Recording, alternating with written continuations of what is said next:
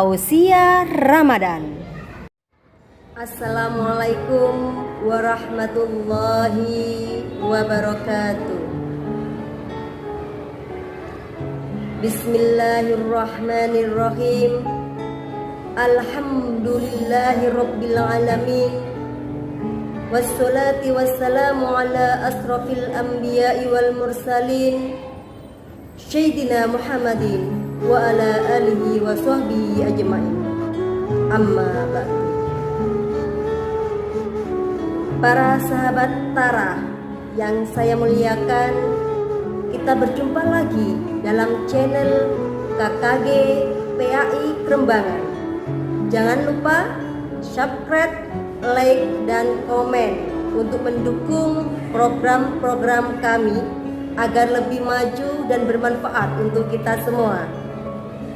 Baiklah para sahabat Tara yang berbahagia, semoga hari ini di bulan suci Ramadan, tepat di hari ini kita masih tetap menjalankan ibadah puasa dengan semangat tanpa bolong.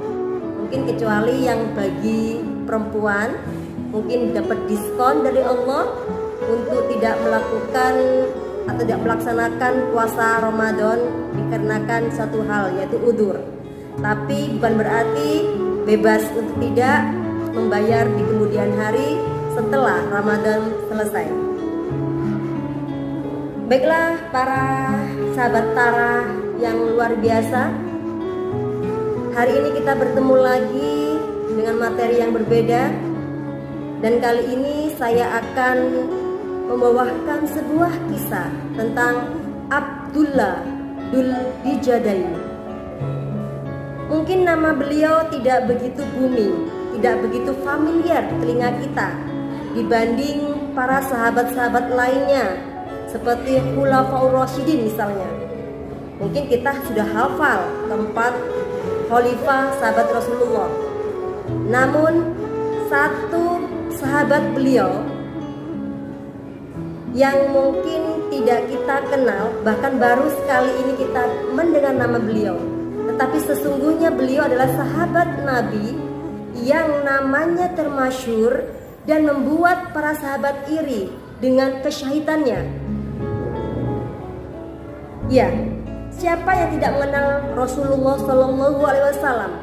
Ketika bertemu dengan beliau, berhubungan dengan beliau, begitu langsung mencintai beliau, begitu sangat menyayangi pertemuan-pertemuan untuk tetap belajar dan tetap mengikuti sunnah-sunnahnya, menjadi sahabat yang dirindukan oleh surga. Tak terkecuali satu sahabat ini. Nama beliau adalah Abdullah Uzza. Sejak kecil beliau ditinggal meninggal oleh ayahnya sehingga menjadi yatim, dan ibunya tidak sanggup untuk membiayainya dan juga merawatnya, sehingga Abdullah Uzza dititipkan kepada pamannya. Dia tinggal di Mekah, dan dalam kesehariannya Abdullah Uzza itu bertemu dan begitu merindukan pertemuan-pertemuan dengan Rasulullah, hingga akhirnya dia pun masuk ke dalam Islam dengan sembunyi-sembunyi. Dan ketika Nabi Muhammad Rasulullah SAW berhijrah ke Madinah, maka kerinduan orang-orang yang ditinggalkan itu merasa sangat sedih, seperti halnya seorang kekasih yang merindukan pujaan hatinya. Ketika tidak bertemu, maka rasanya ada yang hilang. Ketika tidak mendengarkan suaranya, melihat sosoknya, sungguh-sungguh kerinduan itu selalu menyapa. Itu yang dirasakan oleh Abdullah Dzulhijadain. Karena kerinduan ingin bertemu dengan Rasulullah yang tak lagi tertahankan, akhirnya beliau menemui pamannya, paman yang sejak kecil merawatnya. Kemudian dengan tekad yang sangat kuat, dia harus memberanikan diri mengakui keislamannya. Saat dia menghadapi pamannya, dia tak ragu mengatakan sesuatu. Wahai paman, aku sudah lama menunggu engkau tertarik dengan ajaran Nabi Muhammad dan bersama-sama mengikuti Islam. Ternyata engkau tidak tertarik sekalipun dengan agama Muhammad. Maka itu aku ingin mengatakan sejujurnya bahwasanya aku telah memeluk Islam dan aku ingin bertemu Rasulullah ke Madinah, ikut hijrah kepadanya. Dan sangat di luar perkiraan Abdullah Dzulbijadain. Apa yang dikatakan pamannya tidak menghalangi dia, tidak menyurutkan dia untuk terus bertemu dengan Rasulullah SAW. Wahai Abdullah Uzza, jika kau ingin bertemu dengan Nabi Muhammad SAW dan ikut berhijrah ke Madinah, demi Tuhan, tanggalkan semua pakaianmu, tinggalkan semua apa yang aku berikan kepadamu sejak kecil, semua harta yang kau nikmati dariku, berikan lagi kepadaku.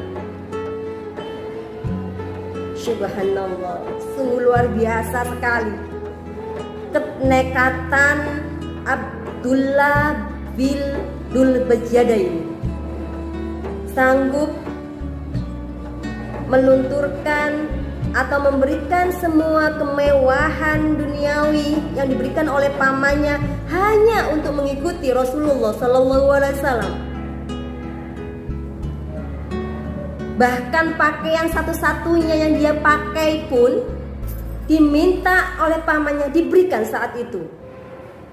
Kemudian Abdullah Dzulbijadain menemui sang ibu yang begitu mencintainya. Kemudian dia menceritakan semuanya kepada ibu.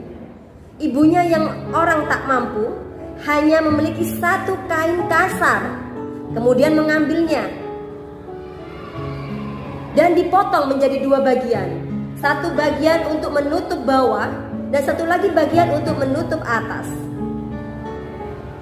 Kemudian pergilah Abdullah Dzulbijadain ke Madinah menyusul Rasulullah SAW.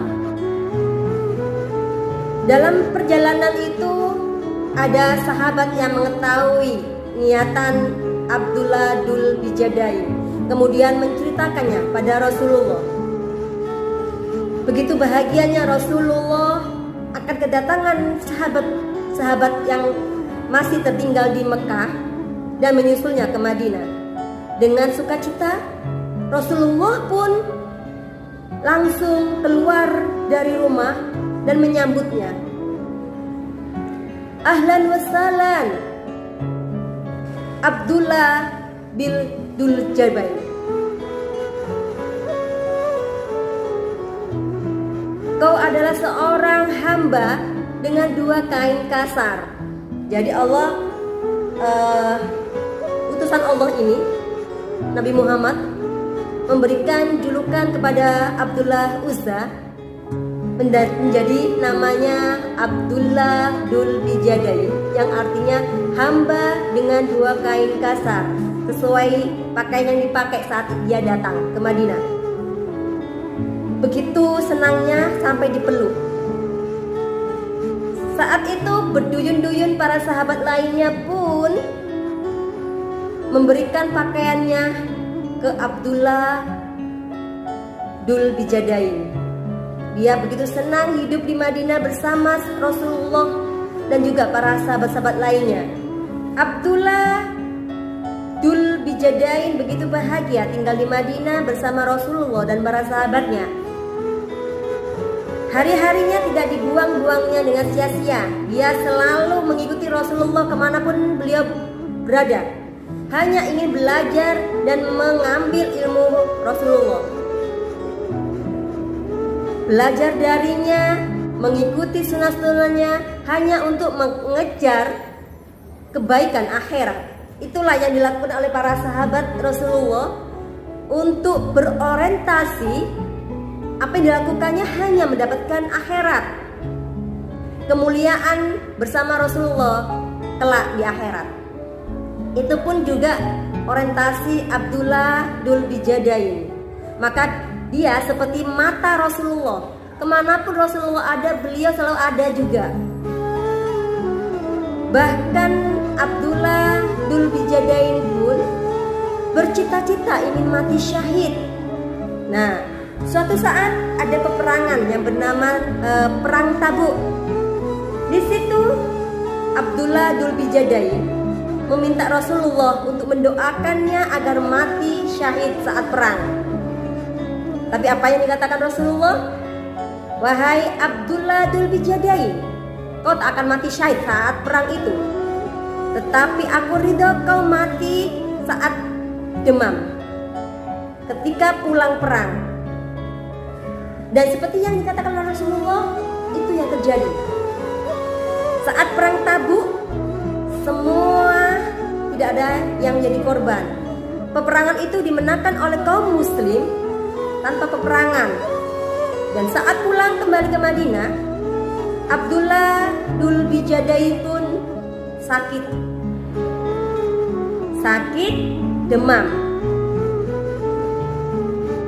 Dan suatu malam Abdullah Mas'ud, seorang ahli tafsir, melihat Rasulullah dan beberapa sahabatnya seperti Abu Bakar sedang menggali tanah, seperti membuat kuburan. Kemudian dia melihat jenazah yang diangkat oleh para sahabat dan diturunkan di liang lahat. Itu adalah Rasulullah sendiri yang mengangkatnya, yang memasukkannya ke dalam. Ternyata itu adalah jenazah Abdullah bin Bijadain. Saat Rasulullah memiringkan jenazahnya, beliau berdoa kepada Allah, aku ridho dengan sahabatku ini, maka engkau ridhoilah ya Allah. Mendengar doa seperti itu timbul keirian di hati para sahabat, terutama Abdul Mas'ud. Andai kata itu adalah jenazahku, andai kata aku yang dikuburkan oleh Rasulullah, andai kata aku yang didoakan, begitu bahagianya aku. Luar biasa sekali para sahabat Rasulullah yang benar-benar memperjuangkan Islam dengan kehidupannya, mengorbankan semua kebahagiaannya dan apa yang dia miliki hanya untuk Islam, hanya untuk berjuang untuk Islam. Para hadirin sahabat Tara yang saya muliakan, dari kisah tersebut bisa kita ambil ikhtisarnya, bahwasanya ada 3 hal yang bisa kita tauladani dari kisah Abdullah Dzul Bijadain. Yang pertama yaitu iman, harga mati. Ketika kita percaya Islam adalah agama yang benar, bahwasanya Islam adalah agama penyelamat kita kelak di akhirat, maka kita mengorbankan semuanya untuk Islam demi kebahagiaan akhirat. Yang kedua, keterbatasan tidak menghalangi untuk berjuang. Seperti halnya Abdullah Dzul Bijadain, dalam keterbatasan pakaian, harta yang tidak dimiliki karena telah dikembalikan pada pamannya, tidak menyurutkan dia untuk tetap berjuang bersama Rasulullah, mengikuti beliau dalam peperangan-peperangan yang ada. Dan yang ketiga adalah orientasi akhirat, bahwasanya para sahabat Rasulullah SAW melakukan sesuatu, melakukan apapun dalam kesehariannya, itu orientasinya adalah akhirat. Semua ibadahnya, amalannya dia tujukan hanya karena Allah dan ingin mendapatkan kemuliaan di akhirat nanti. A'udzubillahi minasyaitonirrajim. Bismillahirrahmanirrahim. Ya ayyuhalladzina amanu in tansurullaha yansurkum wa yusabbit aqdamakum. Surah Muhammad ayat 7. Yang artinya, wahai orang-orang yang beriman, jika kalian menolong agama Allah, niscaya Allah akan menolong kalian dan meneguhkan kedudukan kalian. Apapun yang dijanjikan oleh Allah akan mendapatkan kebaikan untuk kita semua. Para hadirin tarah yang berbahagia, demikian yang bisa saya sampaikan. Semoga bisa bermanfaat bagi kita semua. Amin ya rabbal alamin. Wabillahi taufik wal hidayah. Wassalamualaikum warahmatullahi wabarakatuh.